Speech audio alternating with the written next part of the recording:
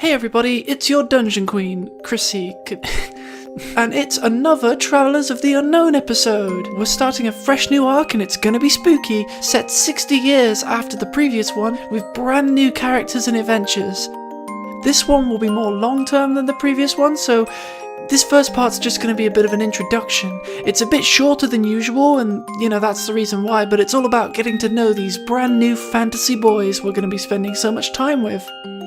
So without further ado, buckle up your fantasy pants for Fantasy Bants. It's Travelers of the Unknown. Ashes from Time.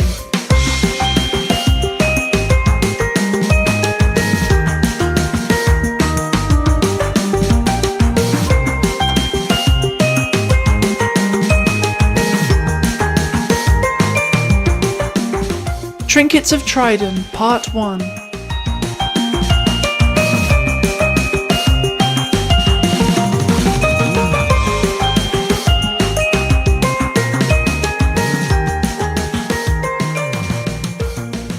This is the same night for us. It's a new podcast, but it's the same night as when we finished Pebblesmith for us.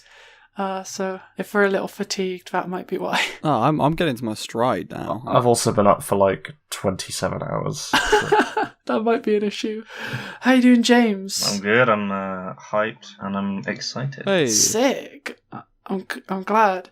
Okay, so basically how I'm doing it is at the start of every new kind of chapter or section, I'm going to read out a thing like I did at the start of Pebblesmith, a kind of a bit of lore. So Cool. Okey-dokey. Alrighty, crikey. 60 years after the events of Pebblesmith, we're going to delve further inland to this strange continent. And before, we will need to learn some of its history. The land here is divided, as it has always been, into kingdoms ruled by individual races, each with their own separate laws and morals outside the control of any one crown or government. The largest of these kingdoms are the lands of the elves, the humans, the orcs, and the dwarves.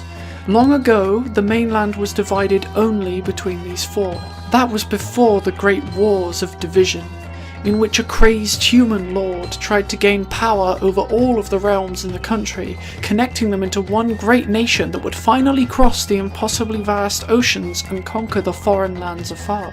The king of all people set his keep in the very centre of the continent, where the land of elves, humans, orcs and dwarves converged. Here he built great cities and stood as the most powerful ruler who had ever existed in the country's history, for about a decade. Before the people rose, his subjects deposed him, his supporters turned, and his head did roll. The remaining lands he conquered became free lands, ruled by the mixture of orcs, elves, humans, dwarves, and all other kin who had gathered here. Libicum, it was dubbed, but all commonly knew it as the Melting Pot Province. Inland of here, chaos rules. The only law is that which you make it. People are as free as they can be anywhere else. However, they have to protect themselves, absolutely. It's the price that you pay for the extreme freedom without any crown or a lord to tell you what to do. On the outskirts of this land, bordering the main provinces, the ruling cultures have built city watches to keep the melting pot cities near their own under control. Triden, for example, is a city bordering the human province and is ruled by a watch made up of disgraced or demoted members of the neighbouring human cities. There are also volunteers here, but those are mainly people who come from the melting pot and could be of any race. Triden itself is famed for having one of the longest rivers in the country heading straight down its centre. The very town square is right next to a mighty shipyard, and there are bridges connecting every street. Ships from far-off islands and neighbouring lands will come in and park here, as it seems to be a centre of business and wealth. The cities in the melting pot near the cities of the main larger provinces tend to trade with them and are there's a place of much gold, much trade and much business. So it's in this very town of Triden, in this strange world, that our story will begin.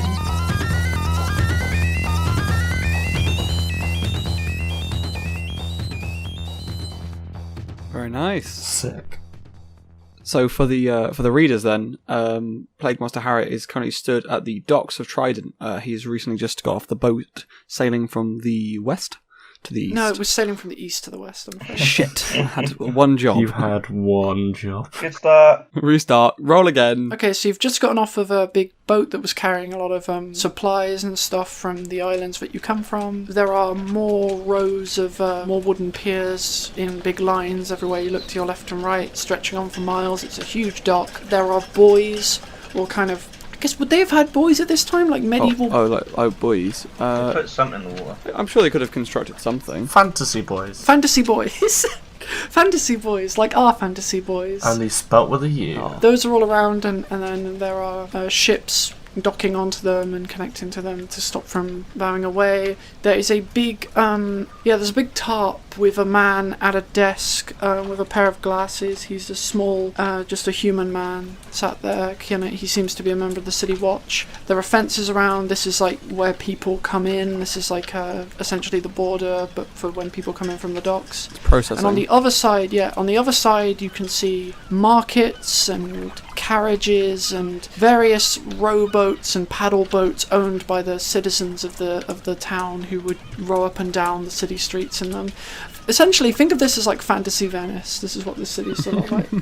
So, and Plague Master Harriet, or whatever you want to call him, just Harriet, I suppose, who is Matt's character. Yeah, should I tell them who he Yeah, is? let's give an introduction to Plague Master Harriet, who's just stepped off the boat. Okay, Harriet, or Plague Master Harriet, is a young man, a very troubled young man who's fled his homeland after being embroiled with a church called the Basilica, which was a travelling caravan that would go from town to town dealing with plague. However, although he loved it and he felt very at home there, he eventually found out that they were the ones causing the plagues, and that he had been, although a very savage fighter, he had learned his skills on innocent people, and this has led him to flee and live a life of regret ever since. Very broody, very dire, very sort of dour character, and he wears a scarf around his neck, which is a tapestry of his of symbols to do with his homeland, and occasionally wears a leather bird gas mask, which he only bestowed for now, as the Plague Masters are feared. Did you like my idea of having him wear it as armour, like a shoulder pad, when he's not wearing it on his head? Yes. Well, for now, obviously, he's got it in his satchel. He's trying to, get away from that. So here you are. What are you going to do? I am going to... Well, Harry wants to move inland. He wants to get away from the coast, so I'm going to try and find the processing centre. I'm guessing that's what these fences are for. Yeah, the fence, and that's the big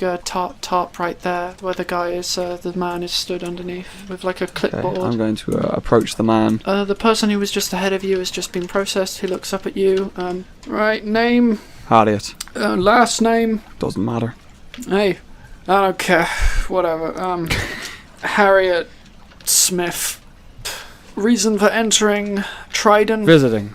I'm in transit. I'm travelling. Mm-hmm. You've just come in from a supply boat, I see. Yes, very kindly they Had a few other people coming in there. let me passage. Alright then, toll's gonna be 3 silver pieces, and I'm gonna need you to hand over your bag just quickly. Why do you need my bag? Oh, just to check you're not bringing anything like fire potions or bombs or anything, Typical procedure, I'm sure you're aware. You can kind of smell alcohol on this guy, you can tell. The City Watch here, as I described in the opening, aren't taken very seriously, and that he's been drinking for sure. Reluctantly, he hands over the money, and reluctantly hand over my bag. Looks inside, starts rummaging around your general adventuring equipment and rope and stuff. It's all very typical. He comes across the plague doctor's mask and looks at it for a moment and goes, "Found a fancy dress." Sure. Actors, that's all we need. Ties the rope of the satchel back together, gives it back to you.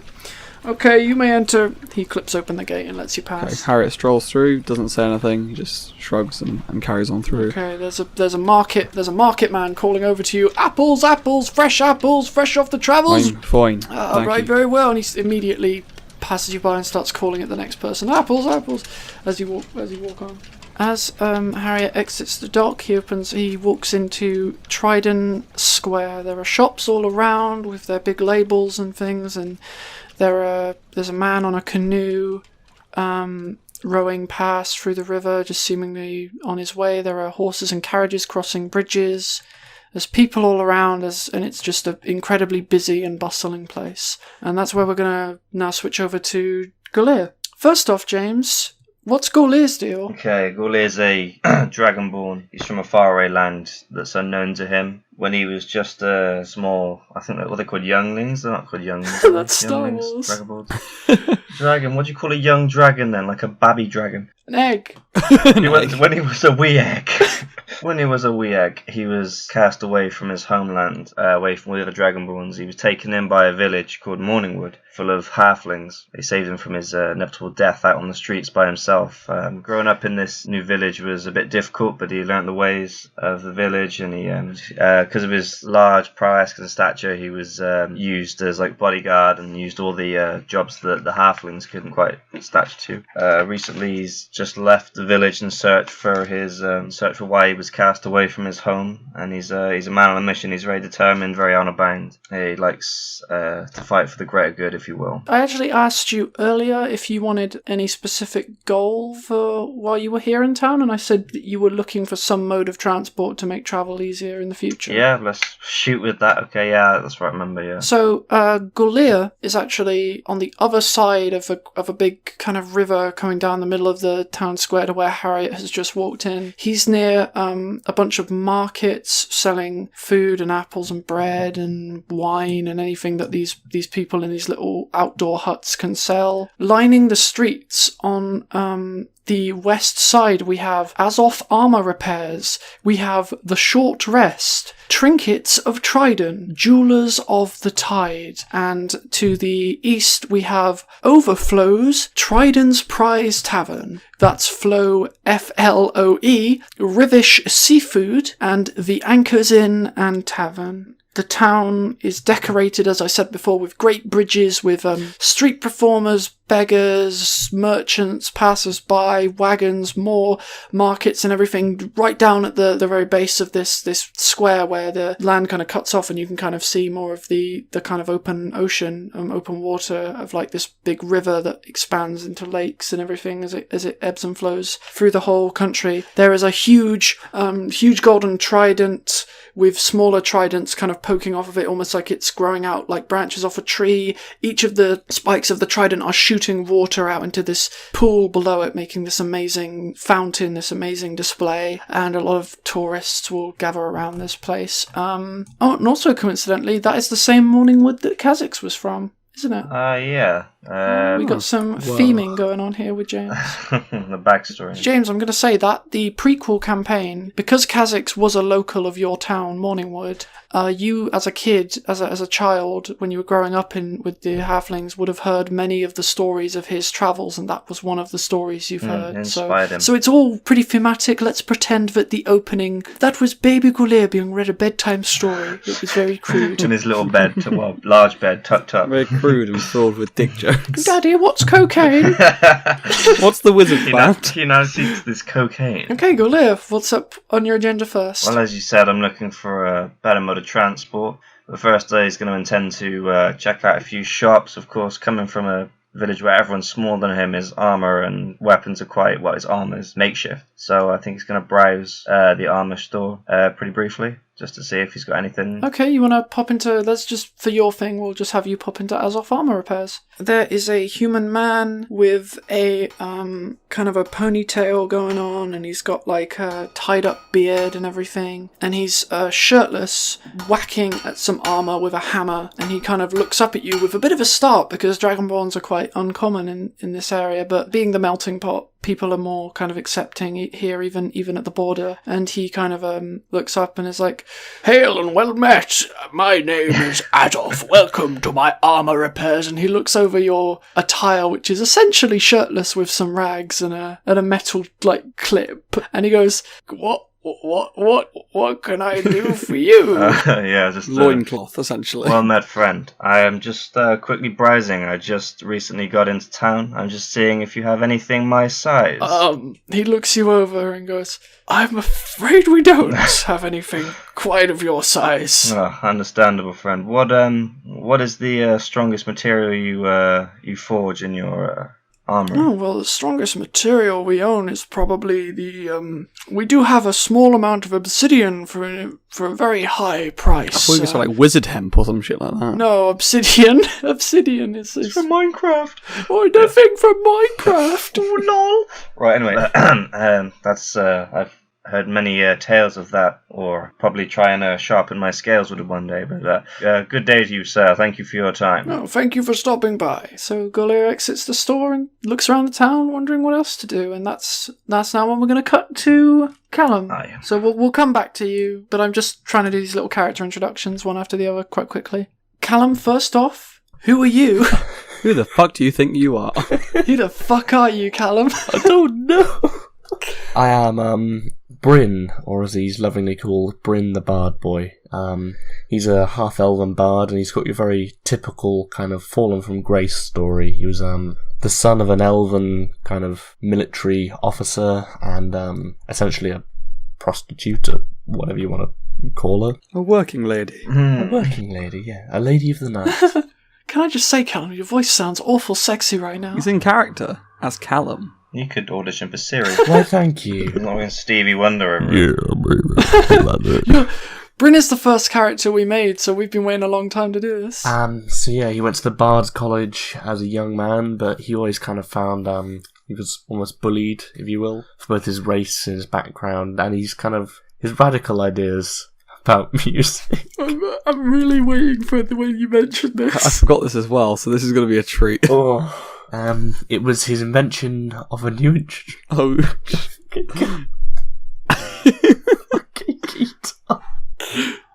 Could you say that again, Callum? It was his invention of a new instrument, lovingly dubbed.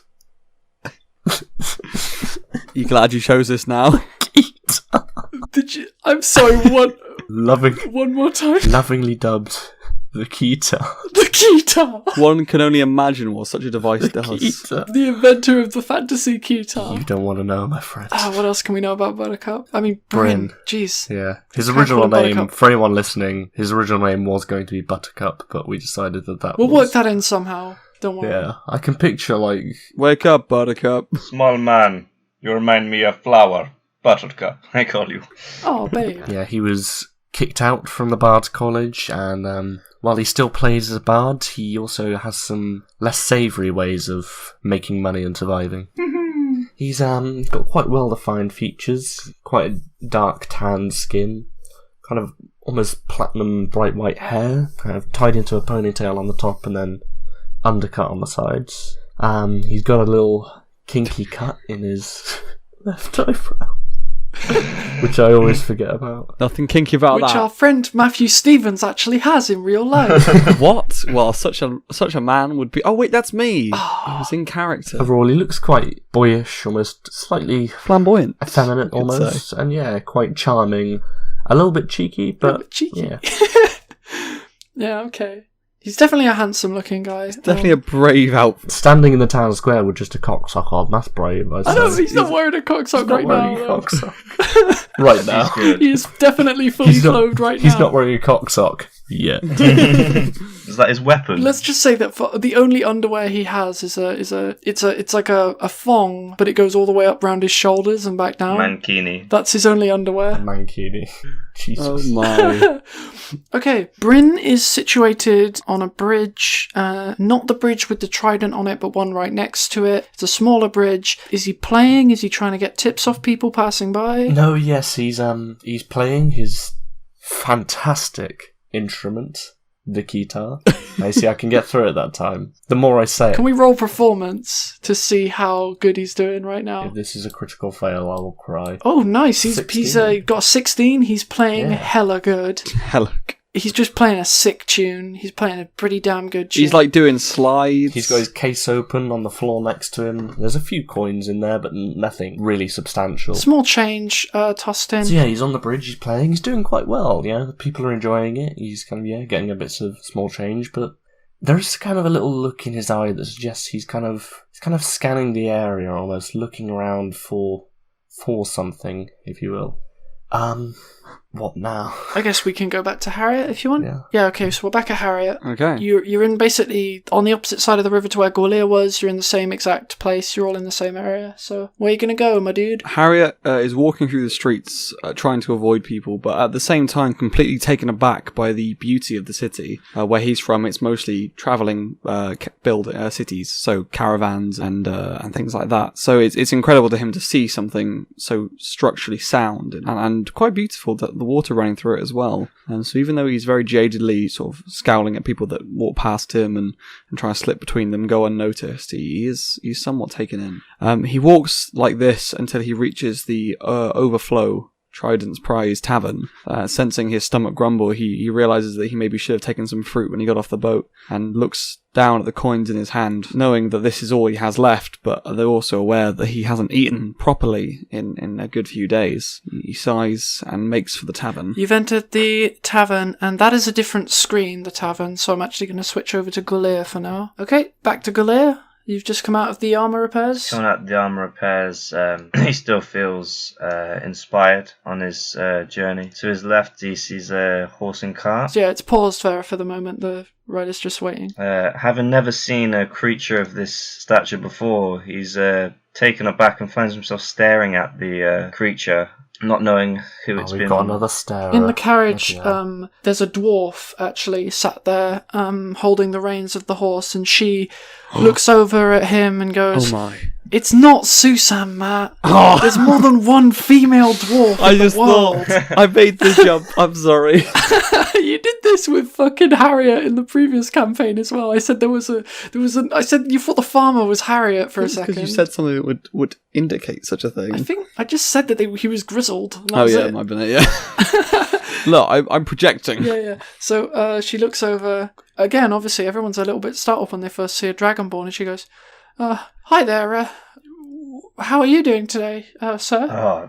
Apologies. I was taken aback by this creature. It is as dark as Volum. I apologize. You've never seen a black stallion before, a black mare before? We're back in my village. We only just got by. So I apologize for staring. Is it a proud creature? Well, it's taken me from place to place. Yeah, I sell gemstones and small, interesting pieces of boulders and rocks that I find from caverns and diggings back home. I've just been on my way over here to, try and make my fares. Have you got any interest in that sort of thing, sir? My interest is only for travel. How far would one of these creatures get if I was to ride this creature? You need a mighty big horse to be able to carry your weight, not in a fence. I'm sure it's entirely muscle. This is the mode of transport out here in the melting pot. It's how people get around. Carriages, horses.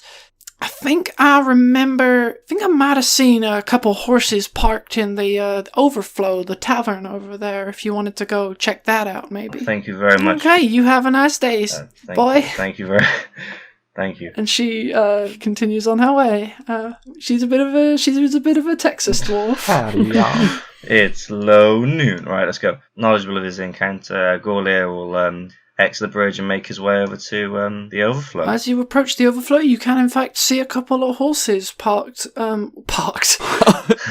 In reverse. Got the handbrake on. tied in the stables of the place. Obviously, some travellers have been there. There's quite a few. Maybe someone's selling horses inside the tavern. You're not quite sure. Are you gonna enter the tavern? After a brisk look at the sign, Gorlia walks steadily inside. Has Galia ever had alcohol before? No.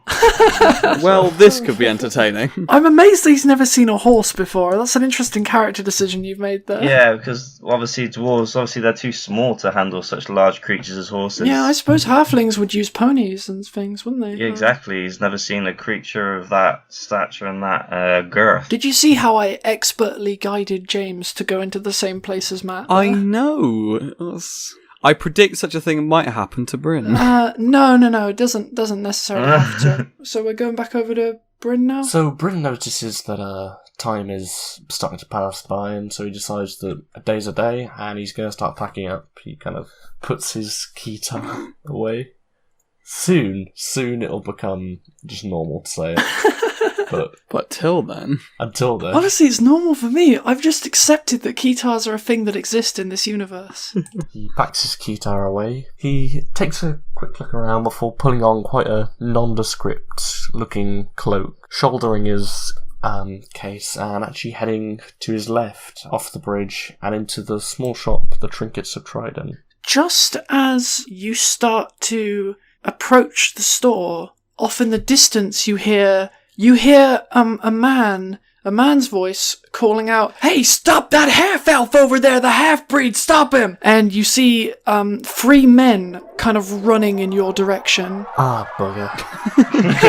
Not again. Where are they running at me from, sorry? Sorry, north. On this side of the river. On this side of the river, yeah. Well, he's gonna run across to the other side of the river, and then he's gonna try and find like a crowd to kind of almost push his way into. They're continuing to follow you. They're pushing through crowds. You're pretty sure they can't quite see where you are right now, but they're definitely. Can I roll a stealth? Yeah, you can roll for stealth if you want to. Yeah, roll for stealth to like hide yourself in the crowds. Oh my lord! Damn, it's a 22. We're having really good rolls this round. Bryn is actually very stealthy. He's able to lose him actually between a couple wagons and some women with babies and like crowds of people and everything walking past. And the guys run over the bridge where Bryn was last standing and are currently stood near the river seafood looking up and down like, "Where'd he go? Guys, split out and look for him!" Bryn kind of pulls up the hood on his cloak. Again, it's quite nondescript. It's grey. It's quite subtle, and kind of in a split-the-moment decision, he heads into the Overflow Trident's Prize Tavern. Oh, Yeah. what a natural, seamless progression. I didn't even make that happen. I thought he was gonna jump into the trinket store. I didn't think that this just happened. You couldn't write this. Yeah, you couldn't write this. Okay, so we're all in Overflow Tavern then. Overflow is it's a large establishment. It's a nice establishment. The floors are very, clean. There's a leather on the walls. There's kind of a red atmosphere going on. It feels very fancy. It feels very those kind of circles you can see. Those are tables with maybe people sat around them. There's a bar back there, like a curved bar with stools that people can sit on. There is a gnome who is bartending, but he has a stool. And there is also an elf man who's also working the bar with him. Obviously you can see the fantasy toilets off to... I'm a big fan of the words fantasy toilets written there. off to your east, I guess. It'll be our left. And down in the corner, over in the other corner, you can see kind of like a cloud of smoke as there's a smoking lounge where all manner of creatures are sat around smoking pipes, and there's all kinds of people here. There are gnomes and dwarves and men and gremlins and goblins. Everyone's here. Just loads of all different types of folks. Where would Harriet head first in this situation? Okay. Harriet, surveying the room, the colourful characters, goes straight to the bar and slots himself in between a very large troll-like creature with its belly placed on the counter, and an even smaller sort of, I want to say gnome, who is sat drinking his sorrows away, so that in a line they are in scale. Harriet is the middle equation. I like that you've made the decision of who's sitting where. He leans on the counter without saying anything and just waits to be served. Okay, I'd say this is round about when Gorlia walked in, so we'll just... Gorlia, where would the first place Gorlia would go be? He sees all of the smoke in the far corner of the room, and he's interested as he too can produce a sort of smoky discharge. So, I'll clarify. I hate to break it to you, but if you've got a smoky discharge, you need to see a doctor, my friend. You need to see a wizard. He resembles what he can do with smoke. So he goes over to the pipe smoking lounge. Yeah. Takes a seat. As he gets over there, there's a bunch of different people. There's just all manner of races. They're all like colourful characters sat around in robes and stuff. They've got big crazy pipes. There's a guy who actually kind of looks like Gandalf, and he's doing the whole boat tricks and everything with the making it go through hoops and everything.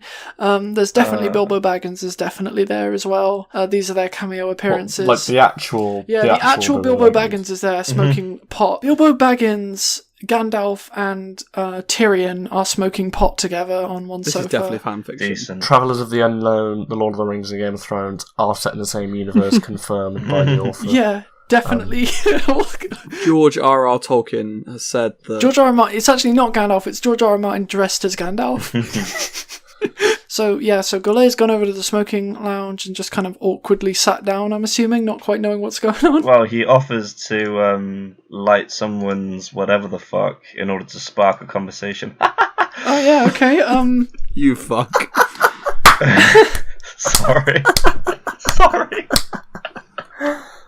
Die. Be ashamed of yourself. An elderly-looking gnome holds up this crazy, it kind of looks like a trombone, except it's got like a light kind of area to it, and it's puffing smoke from these weird kind of coils coming out the sides. And like, Chrissy, out of interest, what are they smoking? oh, God knows. Anyway, he like moves it over and like a Gaulier offers. He goes like, yeah, sure, friend, have you got a light? Gaulier opens his mouth, flicks his tongue in order to create a spark, lights the... Is it a gnome? Yeah, lights the gnome's The gnome on fire. pipe. And from the An Incomprehensible Journey YouTube poop, he makes a face like the guy who had a mirror straight down the back of his face and his eyes roll in his Fucking drug.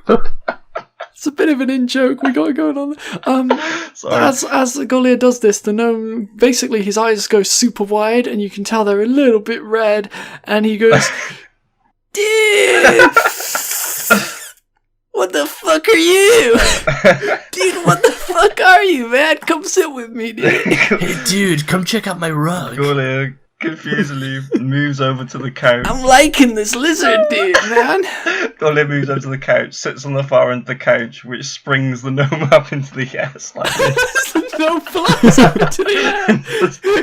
The gnome flies up into the air and lands on the floor. On the table. Like, bruh. He is gone. I love the contrast between our two stories here, James. I'm having like a weird discovery adventure. You're like an edgy bloke that's gone into a bar. Edgy edgelord McGee. Okay, and it's around this point when Bryn is going to enter the bar.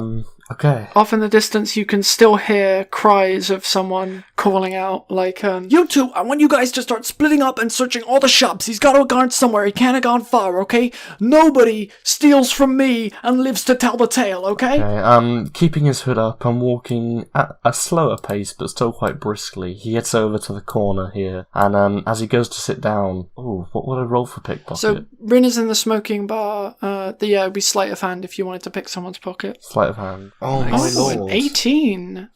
Decent. Whose pocket are you trying to pick?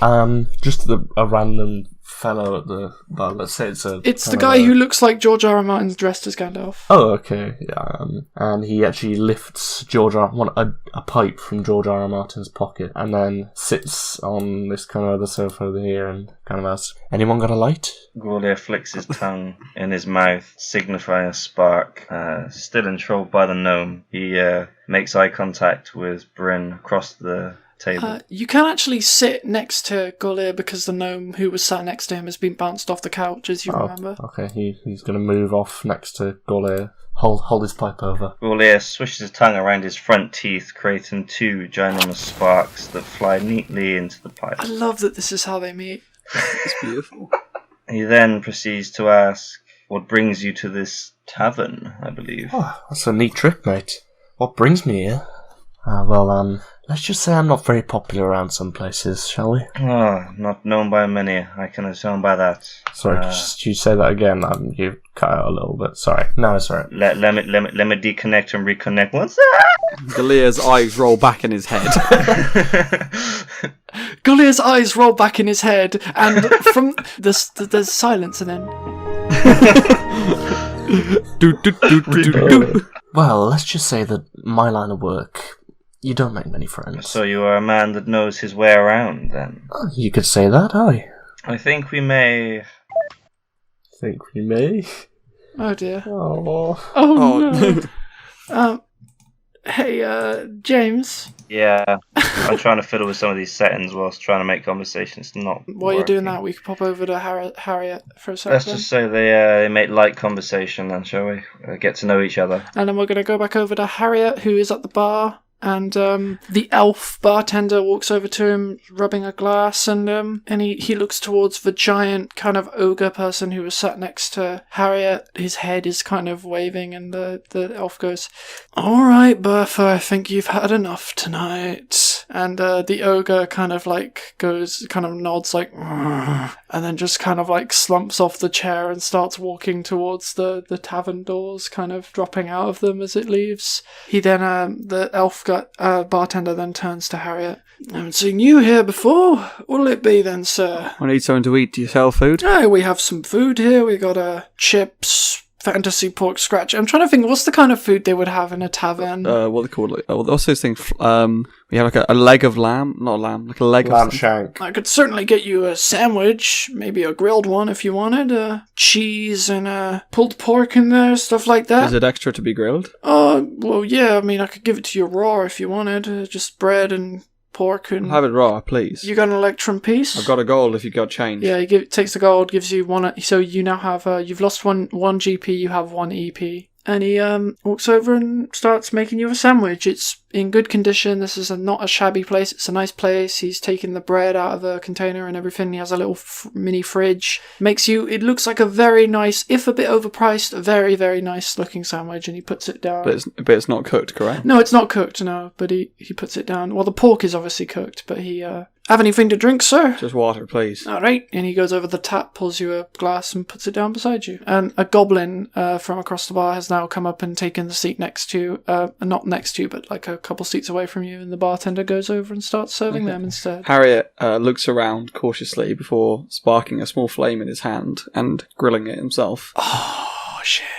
Character. That is Clever edge. boy. As he sparks a small fire and cooks himself a delicious sandwich, bites into it, and begins to look around the bar, noticing the odd couple in the corner.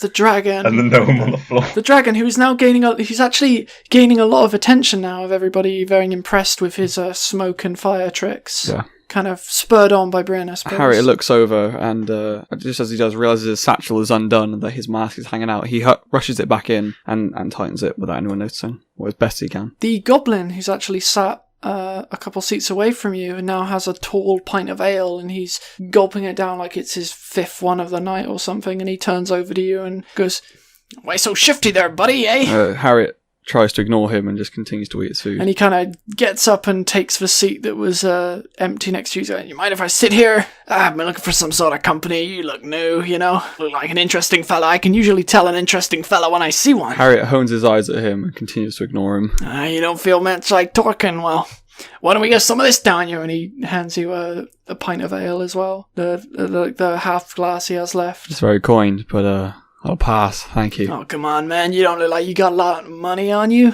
What, you just coming from some kind of horse and carriage? You coming from... Where are you coming from, None buddy? of your damn business. Would you please leave me be? You try to make a friend in this place. Say it's a friendly place. Charge a lot. Not the sort of person you want as a friend, okay? Now please leave me be. Yeah, maybe I'll go talk to the fucking dragon over there who's doing smoke tricks. And the goblin kind of gets up and starts walking off, kind of stumbling as he walks. Fine. Did he take his drink? Yeah, he took his drink. Oh, shit. No, actually, I'm going to say he left it because he's a drunk guy. Harriet looks around before gulping what's left of it down. Yeah. So, we'll go back over to Bryn and Goliath for a second. What do you guys have now? I'm assuming, so Goliath is getting a lot of attention from people. So George R. R. Martin is passed out, but the gnome from earlier is now back up and he's going, "Look at this guy's fire tricks, it's amazing, everyone." The goblin from who was talking to Matt, or Harriet, walks over and he's like, "What's that I hear about some fire tricks? I haven't seen a dragonborn in a long time. You look like a strong fella, don't you?" Not usually used to large crowds of people, Gaulier recedes back into his chair, trying to avert the attention away, trying to make more conversation with Bryn. "Hey guys, I think we might be giving the poor guy stage fright. Back off a little, will ya?" And pulls out a pipe of his own and goes, Wouldn't mind giving it a light, though, would you? Gaulier takes a hefty sigh, swirls his tongue one more time, but this time, as well as producing one spark, he rolls a second in his mouth for a short while before opening his mouth in the direction of the goblin, signaling him to get lost. Oh, damn. So you just, like, opened your mouth and there's, like, an actual, like...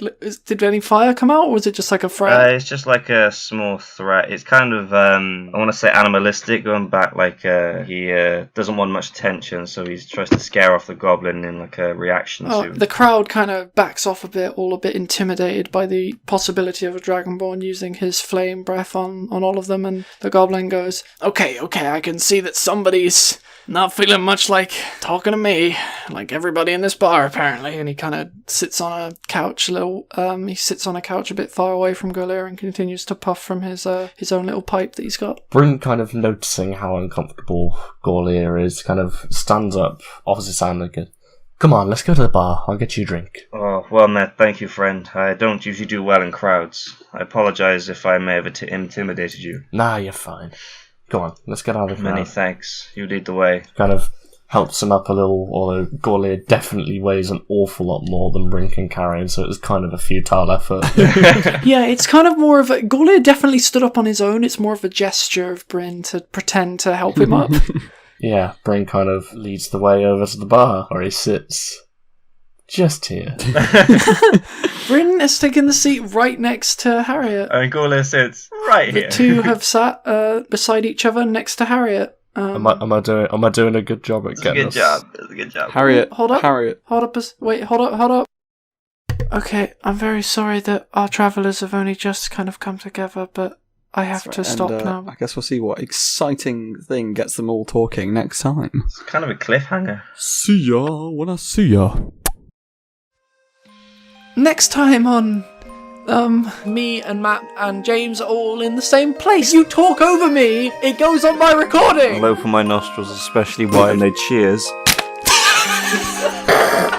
Good noise, guys.